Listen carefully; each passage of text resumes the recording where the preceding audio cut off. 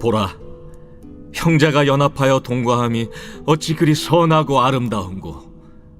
머리에 있는 보배로운 기름이 수염 곧 아론의 수염에 흘러서 그의 옷깃까지 내림같고, 헐몬의 이슬이 시온의 산들의 내림같도다. 거기서 여호와께서 복을 명령하셨나니 곧 영생이로다. 가정의 달을 맞으면서 연합과 동거라는 이 주제는 매우 중요하게 여겨야 합니다. 먼저 가족은 혈연으로 연합되어 있는 것이 우리 가족이라고 얘기를 하죠. 그래서 어쩌면 필연적인 관계라고 말할 수가 있습니다. 때로는 입양이라든지 법적으로 한 가족이 되는 것도 요즘에 많이 보여집니다.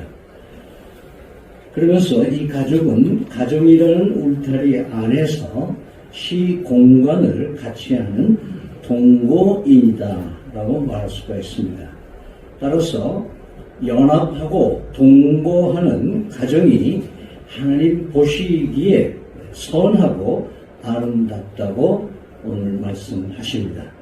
그런데 오늘 이 시대를 돌아보면 권위부재 시대 또는 해체주의가 팽배해져서 가정은 없어지고 경제 단위인 가구만 있는 현실이 되어가고, 점점 모래알처럼 1인 가구가 보편화되고 있는 것이 참 슬프고 통탄스럽기까지 합니다.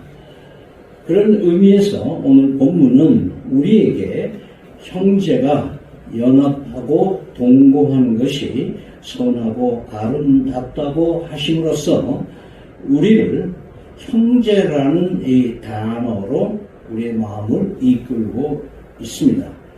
먼저 형제는 한 부모에서 나온 아들, 딸들을 총칭합니다. 자매라고 따로 구분하진 않을 때에는 남녀를 총칭해서 형제라고 하죠. 마치 영어로 이 man 그러면 남녀를 다 함께 말하고 있는 것과 같은 단어일 것입니다. 그런데 우리는 아무나 형제일 수는 없습니다. 생물학적으로나 법적으로 한 부모 밑에 있어야 형제, 패밀리의 구성원이 되는 겁니다. 만약 여러분들이 길을 가는데 길거리에서 어떤 아이가 나보고 아빠! 그렇게 부르면 그 아이가 잘못됐는지 내가 잘못됐는지, 또는 여러분 보고 엄마! 그러면 이상하지 않겠습니까? 우리는 사실은 아무나 하나님을 아버지라고 부를 수가 없습니다. 우리가 성경에서 형제라고 하는 것은 상당히 의미가 있는 단어라는 것을 잊지 말아야 됩니다. 그러면서 우리가 어떻게 하나님을 아버지라고 부를 수 있는가, 어떻게 하나님의 자녀가 될 수 있는가, 어떻게 하나님을 아버지로 부를 수 있는 그런 권리를 누릴 수가 있는가, 그것이 바로 요한복음 1절 말씀에 영접하는 자 곧 그 이름을 믿는 자에게는 하나님의 자녀가 되는 권세를 주시다. 그냥 하나님의 자녀가 된다 그런 게 아니고 아주 떳떳하게 당당하게 법적으로 혈연적으로도 보장받는 하나님의 자녀가 된다, 이렇게 선포하고 있습니다. 그러면서 마태복음 12장에 보면은 예수님의 가족들이, 어머니를 포함해서 가족들이 예수님을 만나러 왔을 때 제자들이 가족들이 왔습니다. 이렇게 얘기를 하니까 누구든지 하늘에 계신 내 아버지의 뜻대로 하는 자가 내 형제요 자매요 어머니라, 이렇게 표현하면서 다소 자기 친족에 대해서 거리감을 두는 듯한 말이지만은, 그러나 예수님의 형제라는 개념은 예수 그리스도를 믿는, 하나님의 뜻을 따르는 영생의 차원의 삶을 살아가는 사람들이 하나님의 권속이다라는 것을 스스로 말씀하고 있는 것이죠. 사도 바울은 로마서 8장 15절에 너희는 다시 무소하는 종의 영을 받지 아니하고 양자의 영을 받았으므로 우리가 아빠, 아버지라고 부르짖느니라. 양자의 영은, 그 양자의 영은 바로 예수 그리스도의 보혈의 피로 거듭나면서 비로소 그 혈족이 되는 예수님과 같은 피를 나누는 형제 자매들이 됐다라는 의미가 여기 있고, 우리가 하나님을 아빠라고 부를 수 있는 것이 얼마나 큰 특권이요, 은혜이요, 감사한 일인지 성서는 우리에게 약속해주고 있습니다. 그러므로 예수를 그리스도로 믿어야 형제가 될 수 있습니다. 기쁨찬 교회 공동체의 모든 구성원들은 이미 예수를 그리스도로 믿고 한 형제가 되어 있는 줄로 압니다. 그러나 혹시 아직 예수님을 그리스도로 믿지 않고 있는 분들이 있거나 또 잘 안 믿어지는 그런 분들이 있다면 곧 믿음으로 한 형제가 되기를 기원 드립니다. 왜냐하면 예수님을 안 믿어도 교인은 될 수가 있습니다. 그러나 예수님을 그리스도로 믿지 않고는 한 형제가 될 수가 없습니다. 그런데 놀라운 것은 우리가 믿는 것은 내 개인인데 믿는 즉시 한 공동체의 일원이 되는 것은 신비합니다. 여러분, 한 아이가 그 집에 태어나는 건 한 명 그 사람이 태어납니다. 근데 태어나는 즉시 그 가정, 패밀리의 일원이 되고 형제가 되는 것과 같습니다.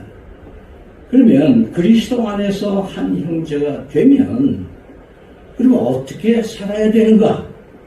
이것이 또 우리가 묵상해야 될 말씀의 핵심입니다.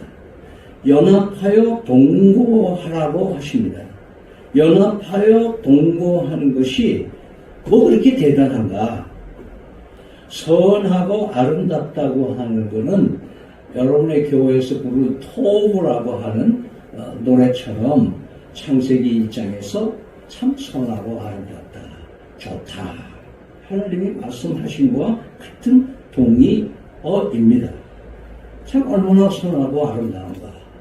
성령의 기름 부으심과 또 한결 같은 흡족한 이슬을 머금고 사는 은혜로 살아가는 그 형제들이 하나님이 보시기에 선하고 아름답다, 토부 하신 겁니다. 그런데 그것을 얼마나 더 좋으냐 하는 것을 오늘 3절에 보면은 글자 속에는 없지만 독생자 예수 그리스도를 아낌없이 내어주시면서 우리가 가지고 누리는 최대의 복을 명해가지고 예수님을 명해서 최대의 복을 명해서 영원에 이르게 했다.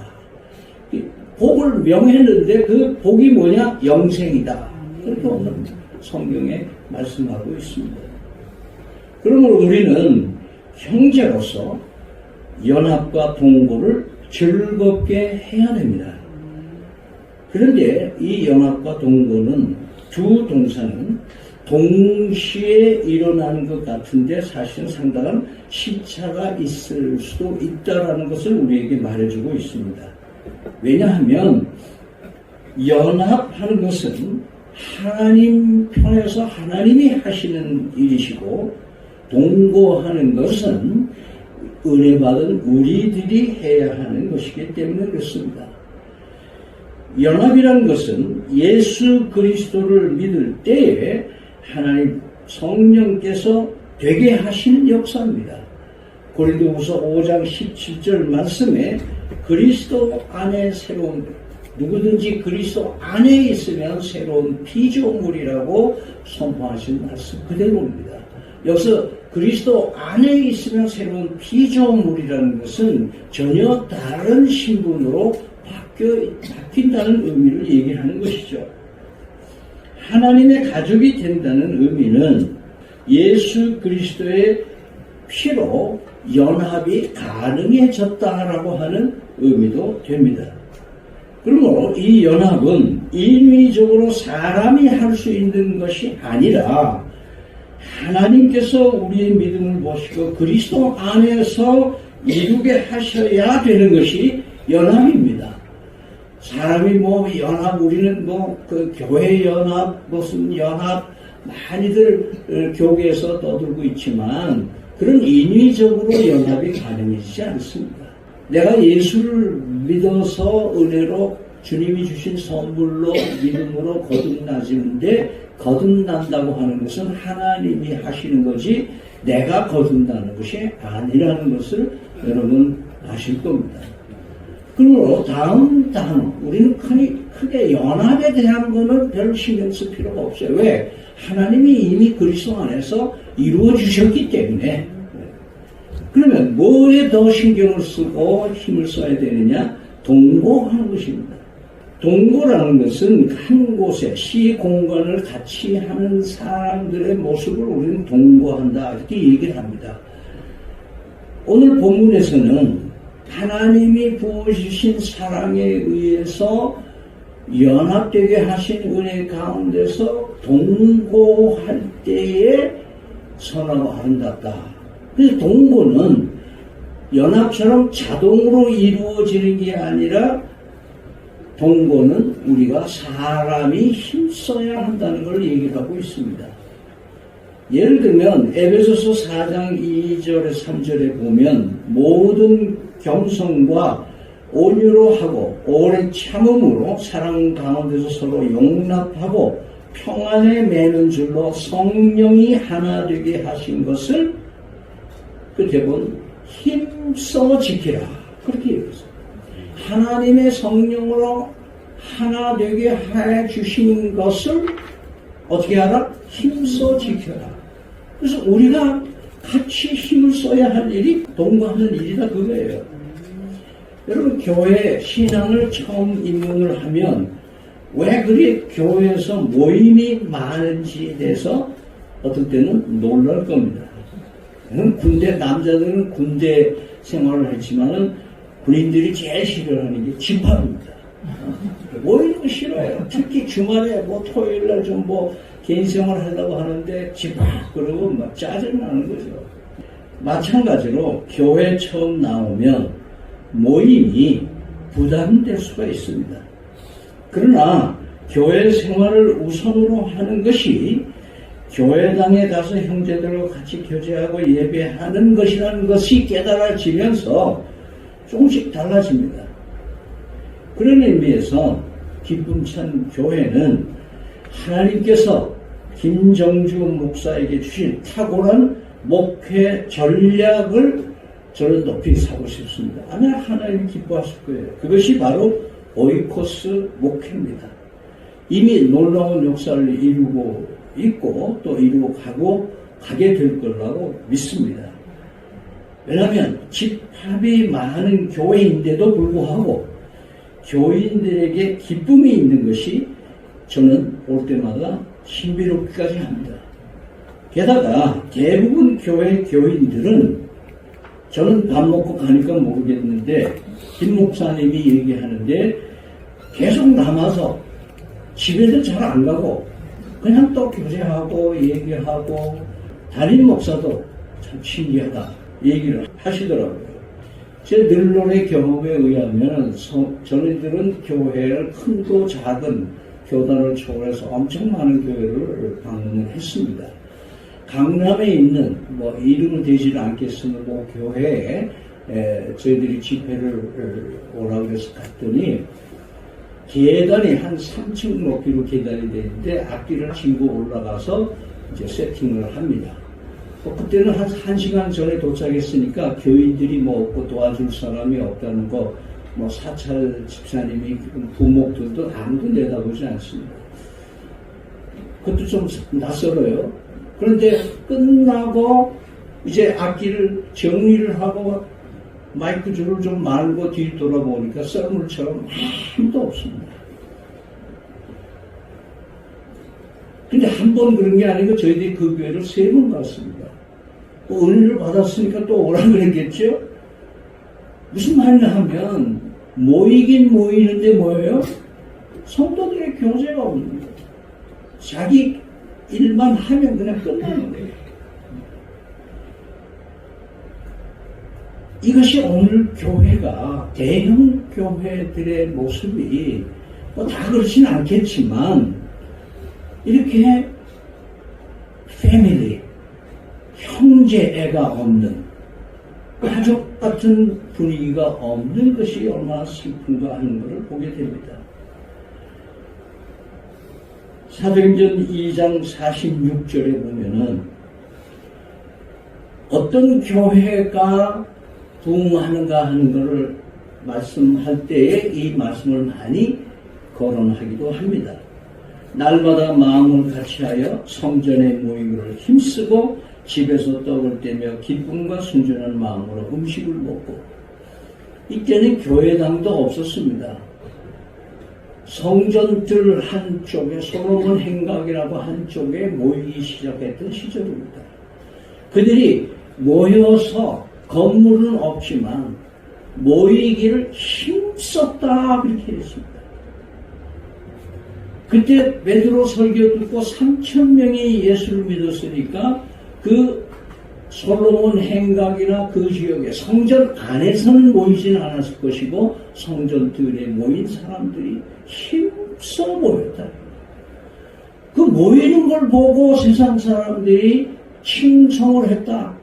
좋은 평판을 가지기 시작했다. 잘 모이는 교회의 평판이 좋더라. 모이기를 힘쓰는 교회에 하나님의 역사하심이 있다고 하는 것이 증거되어지니까 초대교회에 많은 사람들이 하나님이 붙여주셨다라고 말씀하고 있습니다. 그런데 이런 초대교회가 차츰 시간이 흘러가면서 모이기를 기피하는 현상이 생겼던 것 같아요. 그래서 히브리서 10장 25절에 보면은 모이기를 피하는 어떤 사람들의 습관과 같이 하지 말고 오직 권하여 그날의 가까움을 볼수록 더욱 그리하라.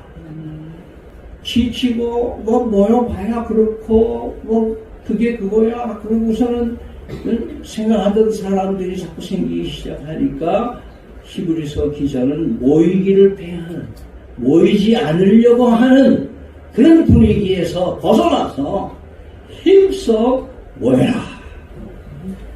그래서 연합하게 하시는 것은 하나님께서 그리스도 안에서 성령 하나님으로 함께하여 주시는 것인 것을 우리는 알았고, 동거하는 것은 우리가 힘써야 할 부분이라는 것을 잊지 말기를 바랍니다. 여러분, 구약 성경에 모세 이후에 이스라엘을 강하게 했던 것 중에 하나가 뭐냐면 3대 절기 6월절, 77절, 초막절에는 만사를 제치고 다 모여라, 내 앞에 모여라. 그거를 실천했어요. 이 모이는 것을 중단하면서 이스라엘 민족은 엄청나게 타락의 길로 가고 있다는 것을 우리는 보게 됩니다. 많은 지역으로 디아스포라가 생기면서 곳곳에 다니면서 성전을 대체하는 회당을 만들기 시작하면서 그 회당 모임을 중심으로 유대인들이 모였습니다. 그 회당이 크리스천 회당으로 나중에 되죠. 사도행전에 보면 그렇죠. 네. 그것이 교회로 나중에 변화되고 있는 것을 봅니다. 따라서 이 기독교 공동체는 모이는 집중력이 있어야만 된다는 거예요. 그것이 어떤 숫자가 많아서 으쌰으쌰해서 몇만 명이 모여서 데모하는 그런 힘이 아니고, 군중 힘이 아니고, 하나님의 역사시 선하고 아름다움이 모임에 있다는 거예요. 모임에. 크리스천들의 파워는 모이는 데 있다는 것을 잊지 마시기 바랍니다. 그런데 오늘 본문을 통해서 우리가 알아야 될 것은 우리가 이렇게 모이는 힘이 어디서 나오느냐. 모일 수 있는 동력이 내가 가야지. 그러니까 여러분 주일 자꾸 지키다 보면 뭐예요? 주일날 교회 안 나가면 누가 그러더라. 찝찝해요. 네. 주일날 교회 왜? 습관이 그렇게 돼 있는데 주일날 어디 놀러 가면 찝찝하잖아요. 그래서 율법적인 마음이 생기는 거예요. 왜? 내가 나가서 나가니까. 내가 노력해서 동거하는 거, 같이 집하고 하는 거, 그거 오래 못 간다는 거예요. 교회 한 번 빠지면요, 그 다음에 죄책감도 가지고 막 이래요. 근데 또, 얼마 있다가 또 한 번 빠지면요, 빠졌는데도 괜찮네. 그러다 보면 한 달에 한 번 빠져도 괜찮고, 몇 주 빠져도 괜찮고, 그러다 보면 서구의 기독교들이 자꾸 몰락하는 이유 중에 뭐냐 하면 자꾸 출석이 줄어드는 거예요.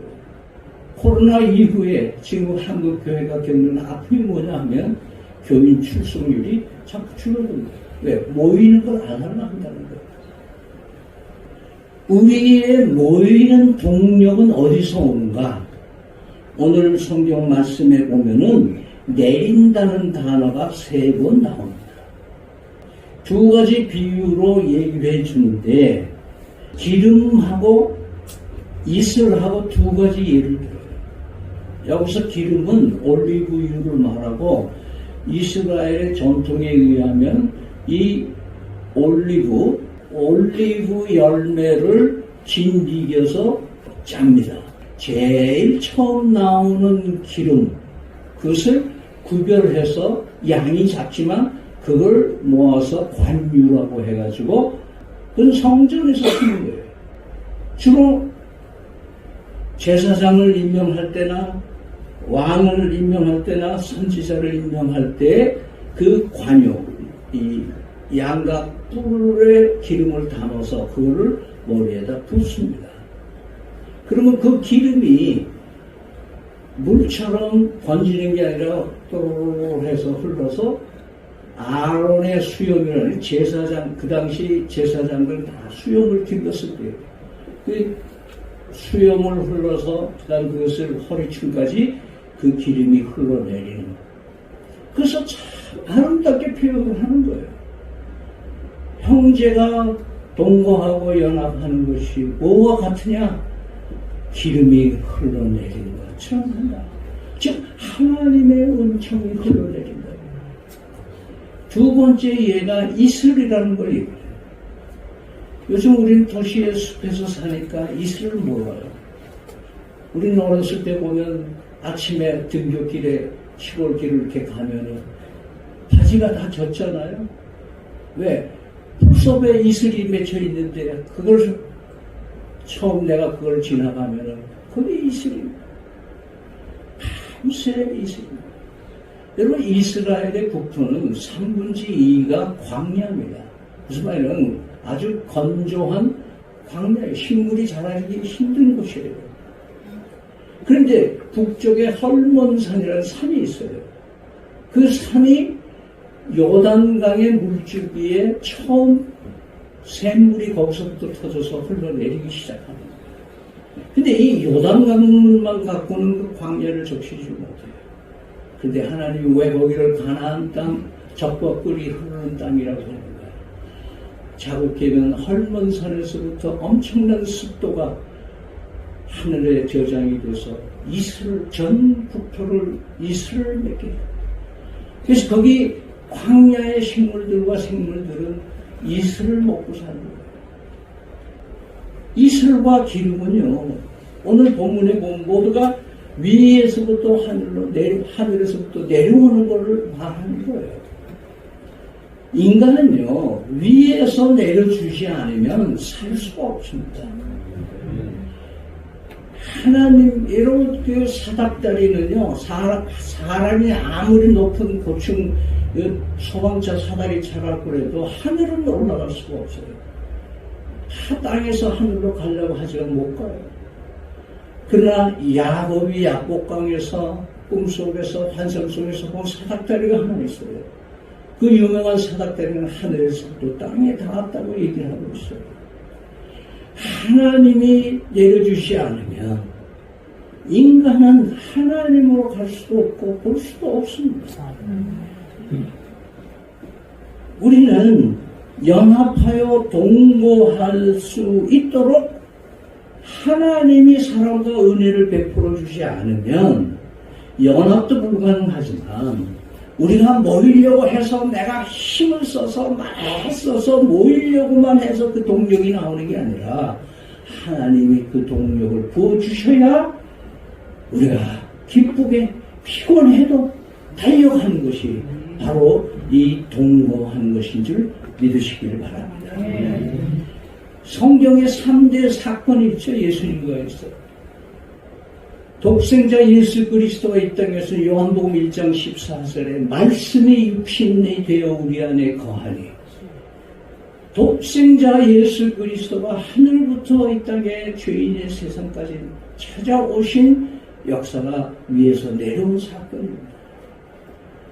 두 번째 역사적인 사건은 사도행전 2장에서 예수님이 부활 승천하시고 나서 약속하신 대로 성령 하나님이 강림하신 사건입니다.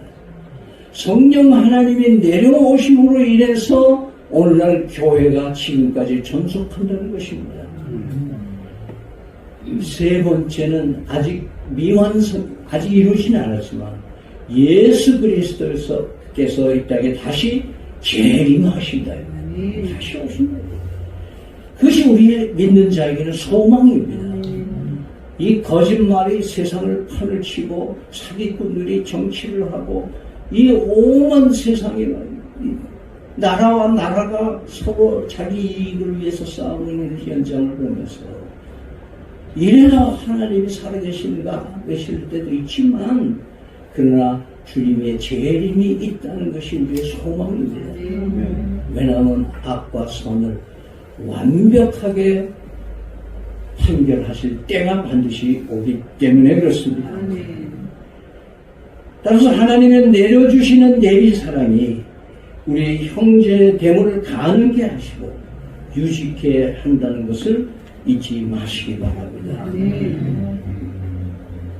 3절 마지막 부분에 보면은 거기서 여호와께서 복을 명령하셨나니 곧 영생이라. 형제가 연합하여 동거하는 그곳에 삶의 질이 엄청나게 달라진다고 말씀하는 겁니다. 하나님께서 명령한다고 하지 않습니까? 복이 지가 뭔데 하나님 말씀에 순종하지 않겠습니까? 우리가 아무리 복 달라 그래야 복이 우리에게 오지도 않는데 하나님이 명령하시니까 복이 우리에게 도착할 뿐 아니라 우리를 충만케 해주신다. 그 복이 뭐냐? 영생이다. 영생이다. 그러니까 예수 믿고 가장 수치 맞는 게 뭐냐? 영생의 복을 받는 길이다.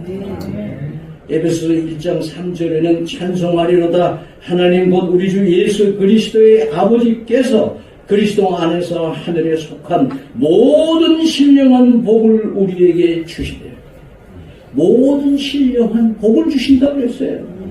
신령한 복 다 같이 한번 외쳐보세요. 신령한 복. 신령한 복. 이거는 됐죠? 네. 뭐 시시하고 또 그것 때문에 울고불고 할 필요가 뭐가 있어요. 신령한 복. 연합하고 동거하는 곳에 신령한 복이 넘치는 줄 믿으시길 바랍니다. 여러분 우리는 샐러드처럼 각자의 고유한 맛을 가지고 어울려서 세상을 살맛나게 하는 기쁨찬 교회가 되어야 될 것입니다. 그리고 무지개처럼 각자의 고유한 색을 가지면서 어울려서 세상에 소망을 주는 기쁨찬 교회가 되기를 간절히 축원합니다.